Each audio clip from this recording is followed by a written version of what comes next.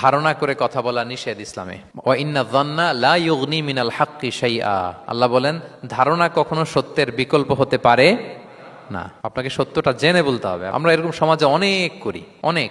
আপনি পাবেন, ধরেন যে আপনাকে আপনার এক বন্ধু দেখলো, রিক্সা দিয়ে যাচ্ছেন, আপনার পাশে এক নারী বসা, তো সে অনেক কিছু খারাপ ধারণা করতে পারে। এরকম হয় না সমাজে? এমন হতে পারে যে আপনি আপনার ছোট বোনকে নিয়ে বেরিয়েছেন, হতে পারে না? কিন্তু আপনি তো একটা ধারণা করে ফেললেন অন্য কিছু। বা আপনার ভাগ্নিকে নিয়ে বের হয়েছেন, আপনার আপন খালাকে নিয়ে বেরিয়েছেন কোনো কাজে, ডাক্তারের কাছে, বা কিছু একটা হতে পারে। কিন্তু তাকে দেখেই আমি এদিক সেদিক বলতে আরম্ভ করলাম যে ওকে তো দেখছি এরকম এরকম এরকম। আছে না নাই? আমাদের সমাজে আমি দেখেছি যে কারো যদি ঠোঁট কালো হয় তো মানুষ ধারণা করে নেয় লোকটা মনে হয় সিগারেট খায়। কিন্তু সিগারেট সেবন করা ছাড়াও কারো ঠোঁট কালো হতে পারে কি পারে না বলেন?